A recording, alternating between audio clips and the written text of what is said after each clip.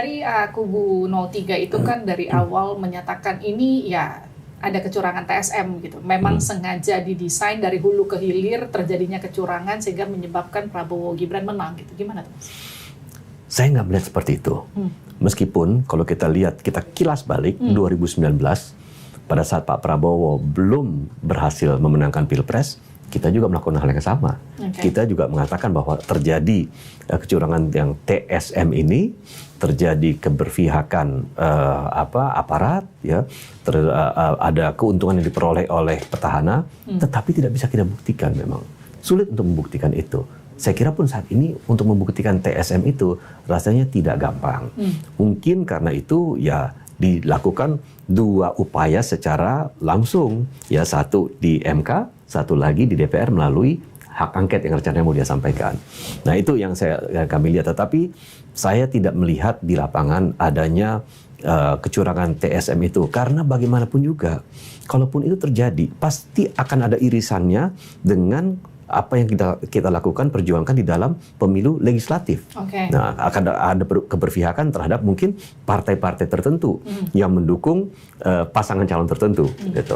Nah, tetapi itu kita tidak lihat dan tidak ada gugatan terhadap kecurangan juga di pemilu legislatif. Kalau Mas Edi sendiri melihat pemilu kali ini seperti apa sih? Karena banyak pihak yang menilai bahwa pemilu kali ini adalah pemilu yang paling amburadul. Saya melihat pelaksanaan pemilunya secara umum cukup baik, meskipun ada beberapa hal yang tentu perlu kita koreksi, seperti misalnya ada permasalahan tentang Sirekap yang menyebabkan kegundahan, keresahan, kecurigaan di masyarakat.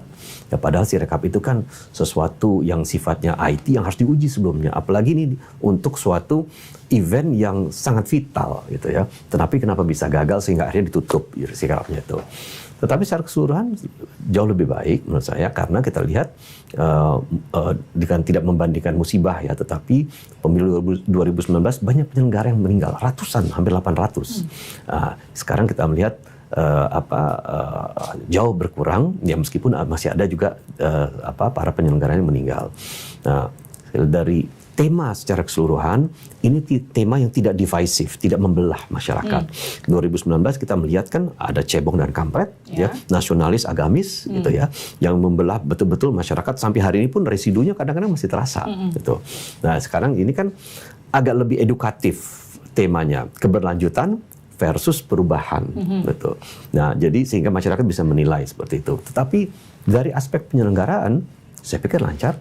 Tidak ada keributan, tidak ada kehebohan. 2019 hasil pemilu itu digugat, kita masih ingat ada bakar-bakaran kok di depan Bawaslu, menewaskan beberapa orang. Jadi saya kira dari aspek gejolak sosial sekarang jauh lebih rendah dibandingkan 2019.